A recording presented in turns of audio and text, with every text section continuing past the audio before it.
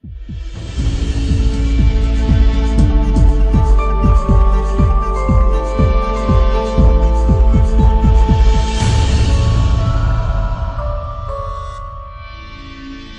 o propósito de Deus para o seu povo? E aí eu queria ouvir vocês um pouquinho do que vocês destacaram de importante, de comum dentro desses 3 textos. Quem conseguiu fazer, destacar, achar algo em comum? Transformação semelhante ao Salvador, né? Uhum. Eu vou dar o microfone que aí todo mundo escuta. Bom dia.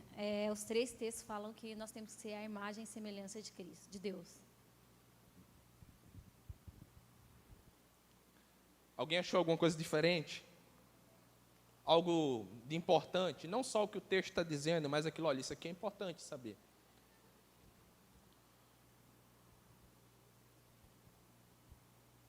Vamos pensar. Então, qual que é o propósito de Deus para o seu povo? Segundo os textos que está aí, qual seria o propósito? Sermos semelhantes a Cristo. E à medida que formos semelhantes a Cristo, vamos conseguir fazer tudo aquilo que vocês falaram. Glorificar a Deus, amar só o Senhor. Então, o propósito de Deus para o seu povo é que nos tornemos iguais a Jesus. E aí, olha que interessante. Vou fazer uma pergunta e aí agora você vai identificar uma coisa importante. Pensa no tempo, né? O primeiro ponto aí, o primeiro texto, ele está em que tempo? Em que tempo ele está? Olha os verbos, o que está escrito. Está no? Então, Deus, de antemão, predestinou o seu povo. Então, pensa, isso está nos dizendo que antes de Deus criar, antes que as coisas houvessem, quando Deus pensou em tudo isso, Ele pensou no seu povo. E Ele pensou que o seu povo se tornasse a imagem de quem? De Cristo. Aí olha o segundo texto, está acontecendo em que tempo isso? No presente. Deus está fazendo isso agora também. Deus está moldando o seu povo para que ele se torne a imagem de quem? De Jesus, de Cristo. E olha o último texto. Está no futuro, ainda não é manifestado, né? Mas havemos de ser um dia, seremos semelhante a Ele, como Ele é. E olha, e agora ficou mais fácil. Então, o propósito de Deus é que nos tornemos a imagem de Cristo. E como Deus está fazendo isso? Deus já predestinou antes de tudo. Deus está fazendo hoje, moldando o seu povo. E um dia, o Senhor irá completar essa grande obra, que é tornar todo o seu povo semelhante ao Senhor Jesus Cristo. E aí agora vem aquelas questões, né? Mas eu vou ser igual a Jesus? Não. E eu vou explicar melhor o que isso está querendo dizer com algumas verdades bíblicas. Olha aí na sua folha. O terceiro ponto lá, letra A. Em primeiro lugar, 1 João 2,6 vai dizer assim: aquele que diz que permanece nele, esse também deve andar como ele andou. Aí você diz, nossa, o que João está dizendo aqui é difícil. Porque ele está dizendo assim, vocês estão em Cristo? Eu pergunto para vocês estão em Cristo? Sim ou não? Aí olha o que João está dizendo, então vocês vão andar como ele andou. Aí você diz, agora apertou. Porque o que isso implica? Olha para mim o que implica. Vamos continuar a leitura. Em outras palavras, se nós dizemos que somos cristãos, temos de ser semelhante a Cristo. Este é o primeiro exemplo que eu coloquei aí. Temos de ser como Cristo encarnado. E eu vou explicar o que isso quer dizer. Pense, Jesus ele não vai, se ele quiser ele faz, mas provavelmente ele não vai descer do céu e aparecer para alguém aqui hoje. Qual que é a maneira que as pessoas têm de enxergar a Jesus? Como que elas vão enxergar a Jesus? Por meio do seu povo. Então, quando dizemos que temos que ser como Cristo, andar como Ele, é a manifestação das obras de Jesus. Tem algumas perguntas da época que surgiram. Uma delas é assim, tem até um livro sobre isso. Em seu lugar, o que faria Jesus? E eu não gosto muito dessa pergunta, porque ela é aberta, a gente não sabe o que ele iria fazer. Ou você sabe? E aí abre margem para fazer o que quiser. O correto é olharmos para o que ele fez e imitarmos a isso. Então não é uma pergunta aberta. O que é que ele fazia? Eu não sei, eu acho que ele faria isso. Ser aberto.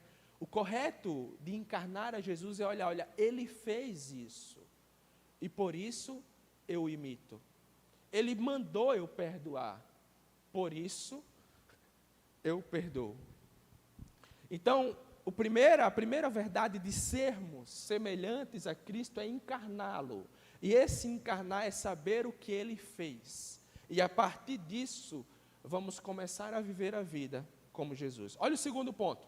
Em segundo lugar, precisamos ser semelhante a Cristo na sua prontidão em servir. Tem um texto, agora passemos a sua encarnação, isso que já vimos, a sua vida de serviço. De seu nascimento à sua vida. Do início ao fim. E aí eu coloquei, olha lá no final que diz assim, o versículo, né?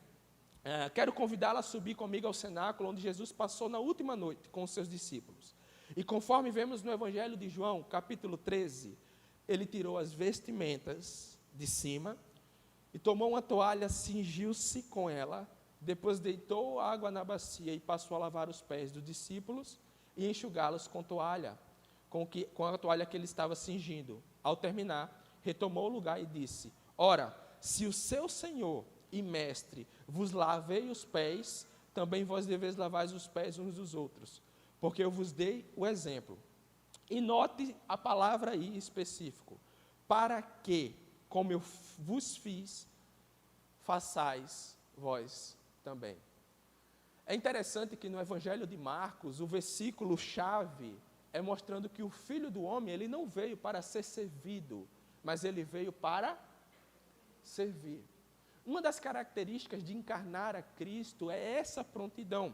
Algumas pessoas pegam esse texto de Jesus lavando os pés e praticam de maneira literal. Já viu aqueles momentos que as pessoas lavam os pés? Sinceramente, na nossa cultura não faz nenhum sentido aqui. Ou você, quando alguém chega na sua casa, você tira o sapato aí, senta aqui, que agora eu vou lavar os seus pés para depois a gente almoçar. Alguém faz isso? Não é. Ninguém faz isso. Porque isso era cultural da época. Mas o que isso quer dizer? A prontidão de Cristo em servir. Cristo está disposto a servir os seus. Então, pensa, uma das maneiras de manifestarmos a Cristo, primeiro, encarnando Ele, sendo a manifestação. E como é que isso vai ser? Servindo uns aos outros. O povo de Deus é conhecido por tamanha obra. O serviço é algo que faz parte da encarnação do seu povo, do seu povo encarnando Jesus. Então, o nosso Senhor fez isso e pediu para que os seus discípulos façam isso também. E aí olha a letra C. Temos de ser semelhantes a Cristo também, em seu amor. Isso me lembra especificamente Efésios 5:2, quando diz, andai em amor, como também Cristo nos amou e se entregou a si mesmo por nós, como oferta sacrifício a Deus em aroma suave. E observe que o texto se divide em duas partes aí. A primeira parte, ele fala de andar em amor. É um mandamento, no sentido de que toda a nossa conduta, ela seja caracterizada pelo amor. Então, o texto primeiro está dizendo assim, olha, anda em amor. Tudo que vocês entendem como conduta, aquilo que faz parte de você, isso precisa ser baseado nisso, andando em amor. Mas a segunda parte do versículo diz que ele se entregou a si mesmo por nós, descrevendo não uma ação contínua, mas um orístico, um tempo verbal passado, fazendo uma clara alusão à cruz. Paulo está nos conclamando a sermos semelhantes a Cristo. E aí talvez você está dizendo assim, olha, eu não entendi nada que você falou. Preste atenção nesse final que você vai entender. Paulo está conclamando a sermos semelhantes a Cristo, primeiro, em sua morte, e amarmos com o amor que ele, no Calvário, se doou. Por isso que esse texto está dividido nesses dois tempos. Primeiro, ele está dizendo uma coisa contínua, andando. Você vai andar em amor, porque Cristo fez isso. Mas Paulo, ele lembra da obra de Cristo no Calvário. Então você vai pensar, qual que é a motivação para você andar em amor?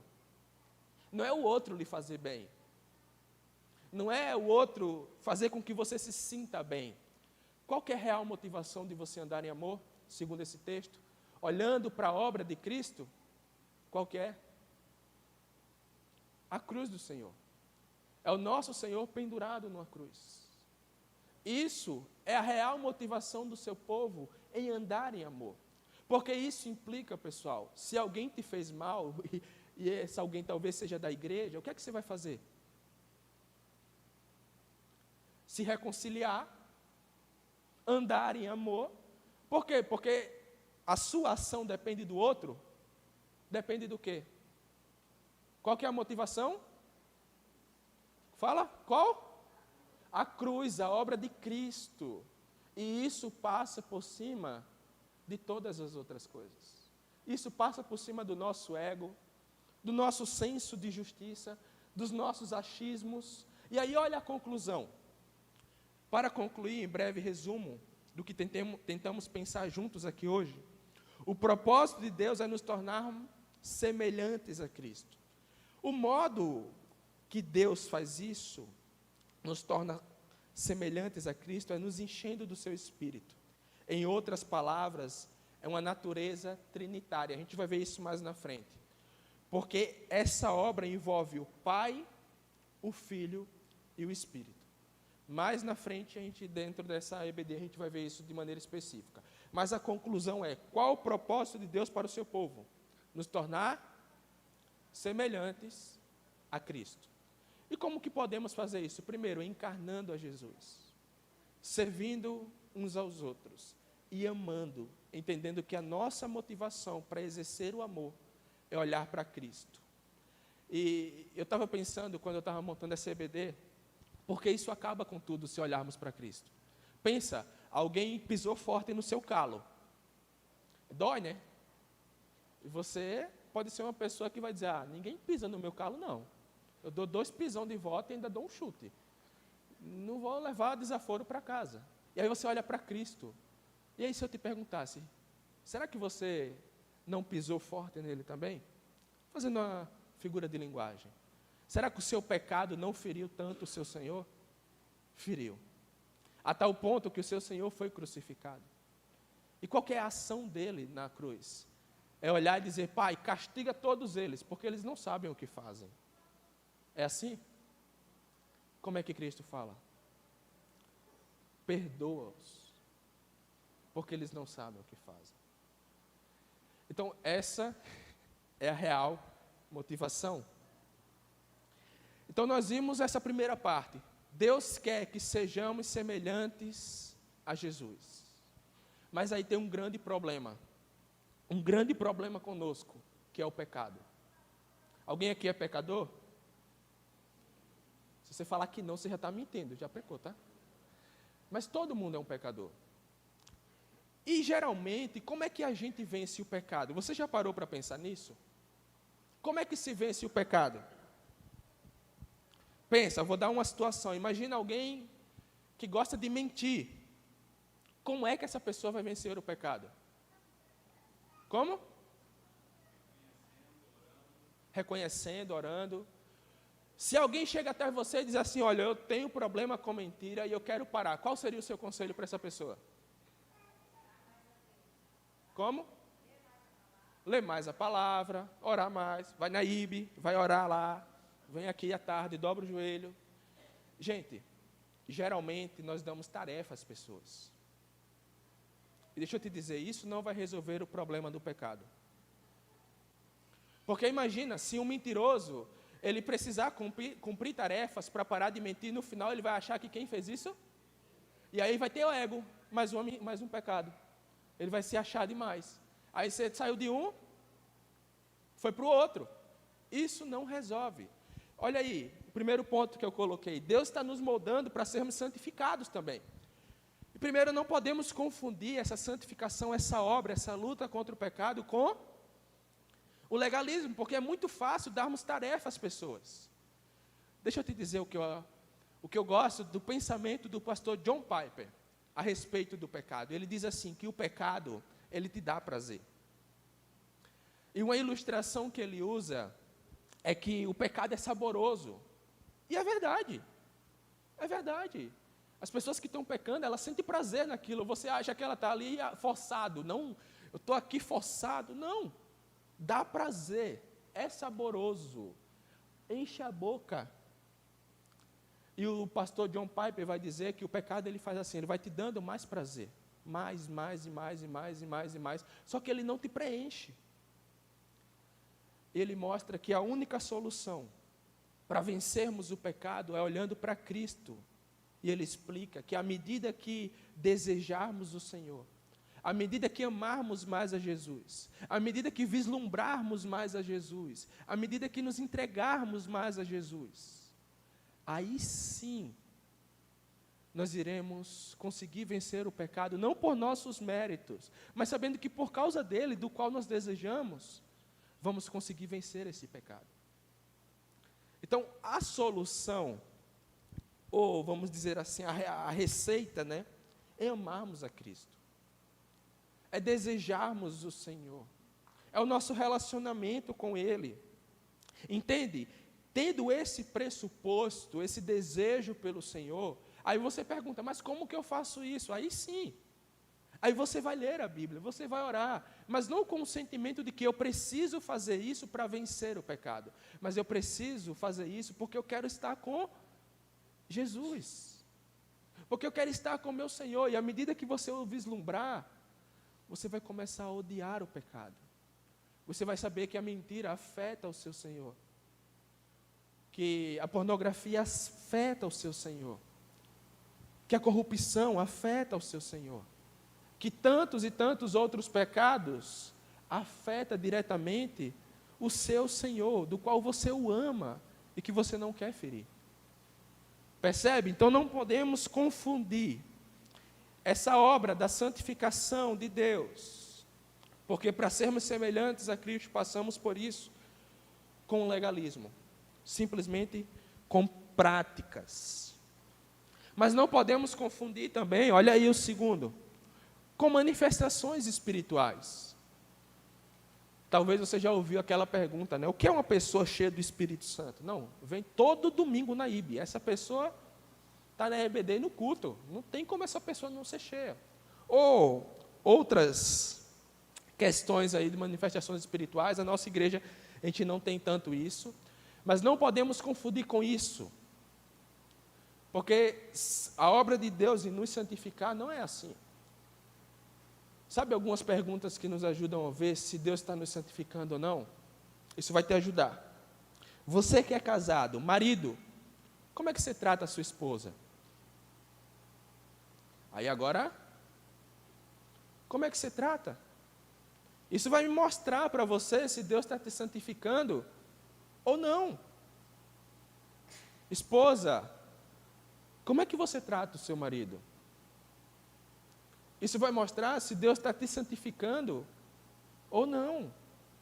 Percebe que não é manifestações espirituais, mas Deus está moldando o nosso caráter. Como é que você lida com alguém que pensa diferente de você? Ou você não quer nem papo. Como é que você lida com rancor, com mágoas?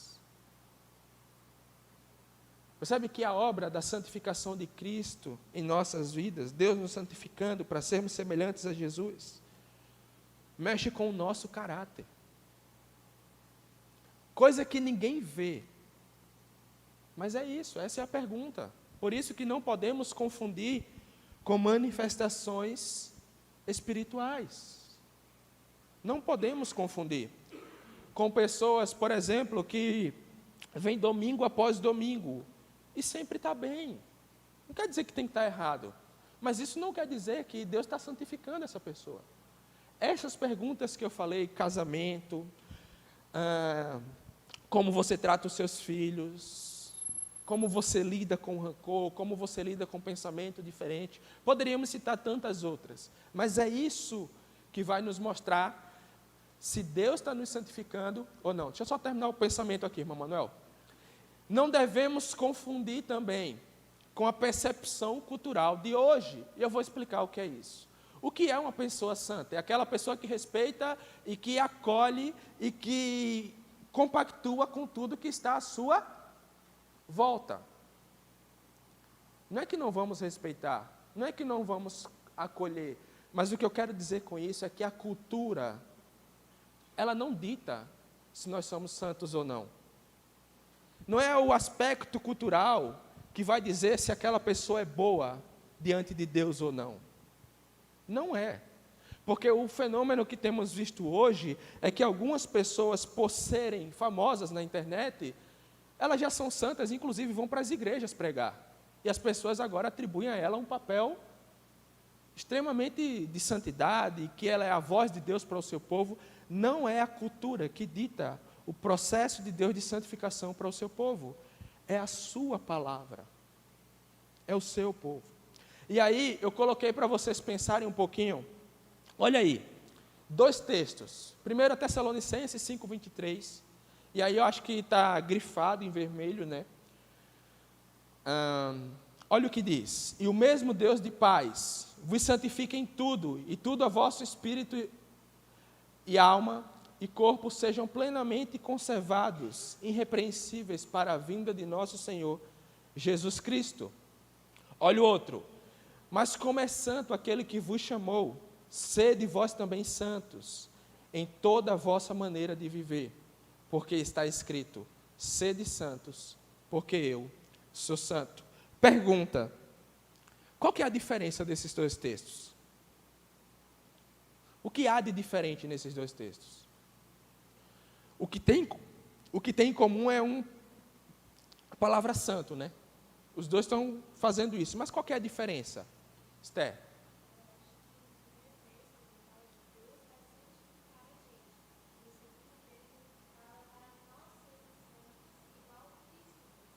Primeiro, Deus vai nos santificar, e o segundo é para sermos como Cristo.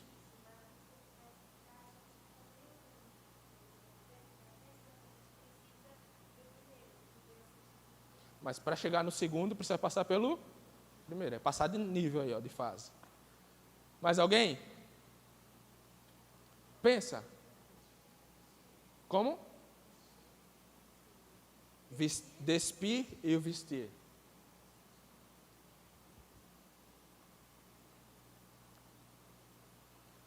Vamos lá. Você percebe que no primeiro, realmente é um pedido. Paulo pedindo para que Deus, é uma oração, santifique o seu povo. E o segundo é Pedro exortando. É Pedro exortando, dizendo, sejam santos, como Deus é. E Pedro vai exortar, olha aí o que está em vermelho. Em quê? Em toda a vossa maneira de viver. E aí você diz, mas você falou que não é por nossas obras. Não é a gente que nos torna santo. E não é, pessoal. Mas, o que esses textos têm em comum é que esse pedido de oração e essa exortação vai passar aí. Eu coloquei 7 pontos para a gente entender de maneira melhor. Vai passar, e talvez você já se perguntou isso, será que Deus me salvou? Será que eu sou alguém que estou sendo semelhante à imagem de Jesus? E o que Pedro está fazendo é para que você possa fazer uma análise.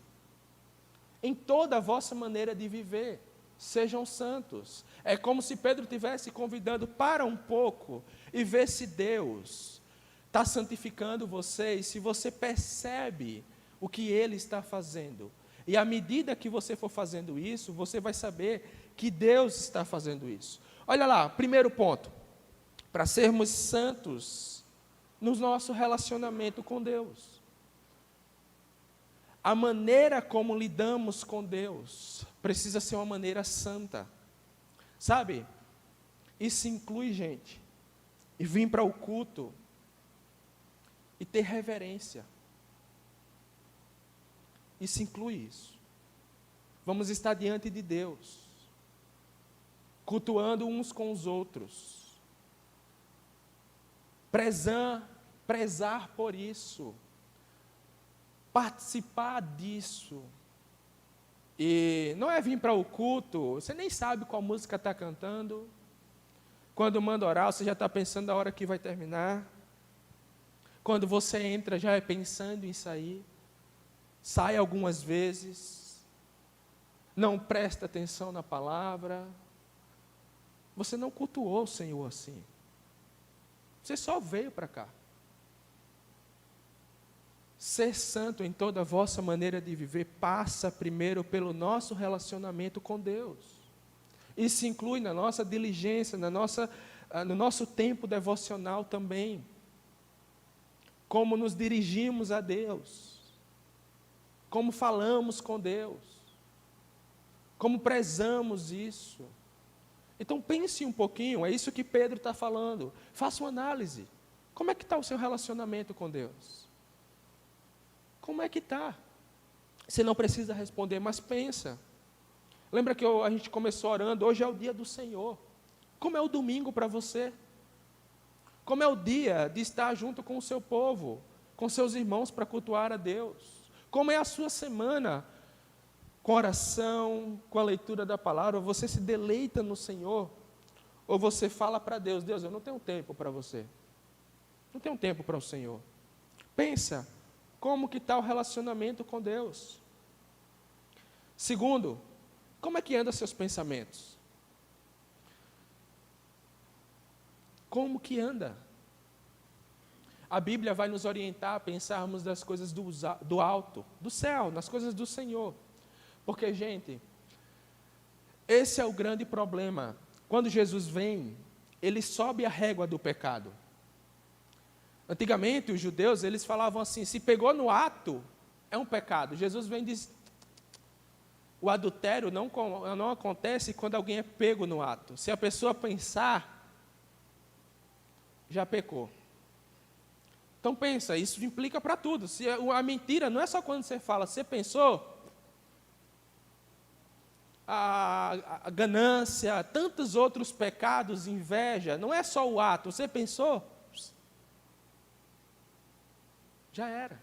Como que anda o seu pensamento? No que você tem pensado? O que é que você tem visto? Isso implica, isso influencia o que você tem pensado. Você pensa nas coisas do alto. Por exemplo, você pensa na obra do Senhor.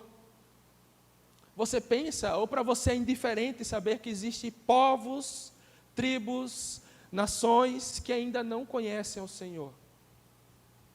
Que ainda não têm a sua palavra. Você nem sei se isso existe ou não. Gente, é o nosso pensamento cativo ao Senhor também, a sua obra. Não é simplesmente pensar como eu vou estar daqui a 10 anos, será que eu vou ter a casa, será que a minha aposentadoria vai estar boa, será que é isso? Não, mas é pensar no Senhor. Como que anda os seus pensamentos? Você pensa no povo de Deus, em estar com o povo, em ajudar o povo de Deus. Olha o terceiro ponto, como que andam os seus sentimentos? Será que eles estão cativos ao Senhor? Será que o Senhor tem moldado? Como que andam os seus sentimentos? Olha o quarto, as suas vontades. Como que andam os seus desejos, né? As suas vontades. Uma vez eu vi aquelas tirinhas, né? Que a pessoa vai, eu me entreguei toda a vida ao Senhor. E eu desejo tudo isso aqui, Deus, tá, e faz de acordo com a minha vontade. Porque às vezes é assim. Como que andam as suas vontades? Estão cativas ao Senhor? Você atribui elas ao Senhor, entendendo que algumas delas o Senhor não vai fazer? Olha o 5, como é que anda o domínio próprio? Aí esse aí agora é difícil. Porque eu fiquei pensando na carta de Tiago. Tiago vai dizer que tem um serzinho que é o mais difícil de ser domado. A língua. Pensa, e muitas vezes as pessoas tropeçam nesse. E, eita, saiu. Já foi. Agora engula mesmo. E as desculpas, como já foi falado aqui, são os temperamentos, né? Eu sou assim. Síndrome de Gabriela, né? Eu nasci assim, vou morrer assim. Como é que anda o seu domínio próprio? É o Senhor que tem moldado. O Senhor tem santificado ele também. Olha o sexto ponto, e talvez você não se encaixe nesse, mas alguns sim. Como é que andam os seus negócios? Você coloca o Senhor, e quando eu falo colocar o Senhor, não é chegar e mandar fazer um culto de inauguração do negócio. Não é isso. Ah, eu fiz um culto, a Bíblia está aberta lá, agora Deus deve abençoar. Não é isso. Os seus negócios glorificam a Deus.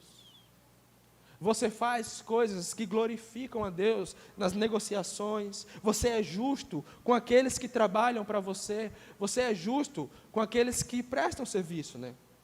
Como anda os seus negócios? Olha o sétimo ponto, os seus relacionamentos interpessoais. Como é que se relaciona com o outro? Como você lida com o outro? Eu gosto de brincar que, assim, às vezes algumas pessoas oram por paciência, né? E Deus ajuda, dando alguns irmãos. Deus dá alguns irmãos para quê? Para tirar a paciência, para que você possa aprender a ser paciente. Pessoal, como é que você lida com o outro? Como é que você lida com o outro?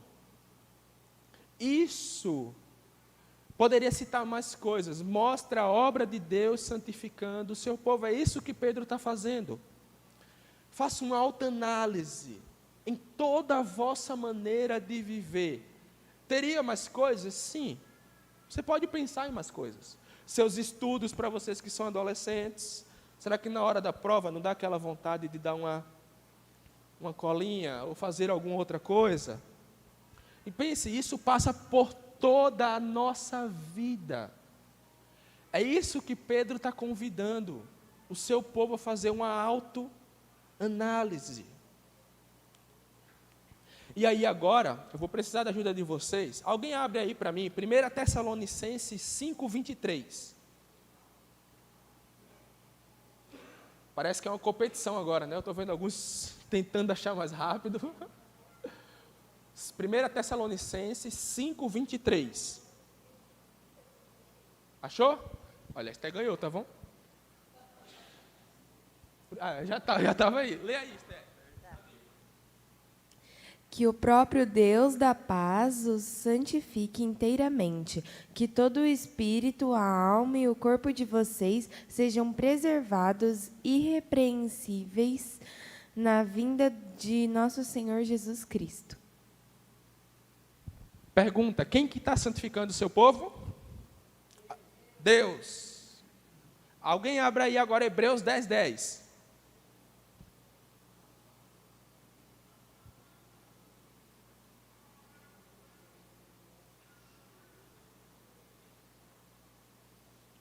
Achou, Natan? No celular é fácil, né? Nessa vontade é que todos sido santificados mediante a oferta do corpo de Jesus Cristo, uma vez por todas. Pergunta, quem que está santificando o seu povo?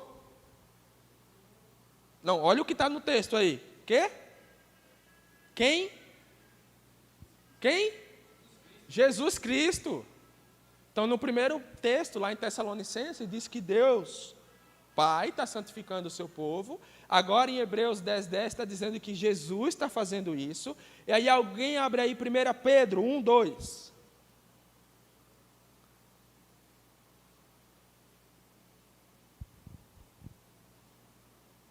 Pedro 1:2. Quem achou? Pode ler.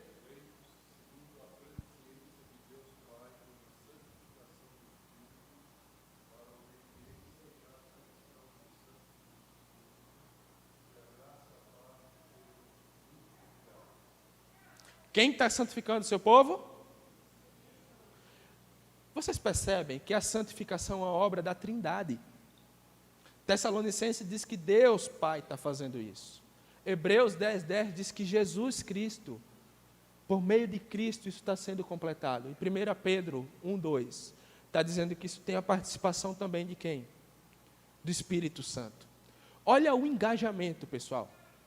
É Deus, a Trindade, que está fazendo isso com o seu povo. Lembra, para quê? Primeira perguntinha da aula. Para sermos a imagem de Jesus. A pergunta, isso vai acontecer ou não?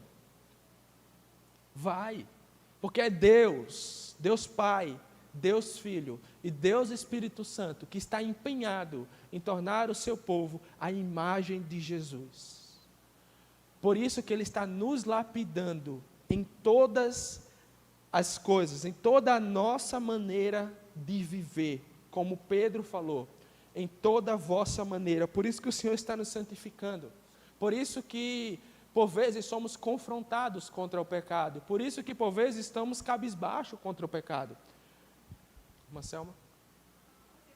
Pode falar.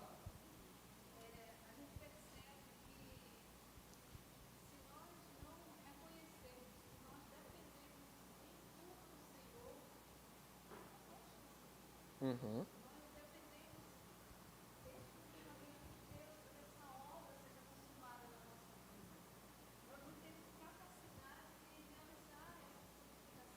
Uhum. Uhum. Glória a Deus por isso. Dependemos do Senhor para que essa obra seja feita em nossas vidas, né? E por que glória a Deus? Porque se isso tivesse alguns segundos em nossa mão, pessoal, a gente iria falhar. Agora pensa, nós vimos hoje que o propósito de Deus para o seu povo é nos tornarmos semelhantes a Jesus. E isso implica que temos que encarná-lo, vivendo com a prontidão em servir, amando como Cristo, e que isso vai passar, Deus fazendo em nós a santificação, para que possamos ser iguais a Jesus. Agora, não sei se você veio todas as aulas, mas se não as que você veio, tenta pensar um pouquinho no que foi falado nas outras. Falamos sobre justificação, sobre reconciliação, sobre a adoção, sobre o amor de Jesus, sobre o que era o Evangelho, e essa é a grande pergunta. Diante de tudo que falamos na escola bíblica, o Evangelho para a vida real, como que ficaria, com todas as informações que vocês receberam, a sua definição do Evangelho? Aquilo que você acha que o Evangelho é. E aí, se você veio na primeira aula, você lembra que você escreveu. Provavelmente você já perdeu, né? E eu sei disso. Mas todas essas coisas que falamos, de alguma maneira, precisa estar dentro da sua definição do que é o Evangelho. A justificação, a adoção, ser semelhante a Jesus, a santificação de Cristo com o seu povo, o perdão, a natureza caída, tudo isso, e eu sei que é difícil, precisa estar condensado na sua definição do Evangelho. E quando alguém perguntar para você o que é o Evangelho, aí você vai saber, senta aqui, aí você não vai pegar os vídeos, né, e dizer, olha, assiste todos esses vídeos. Você vai tentar mostrar para a pessoa que tudo isso faz parte do que é o Evangelho. A obra de Cristo em nossa vida.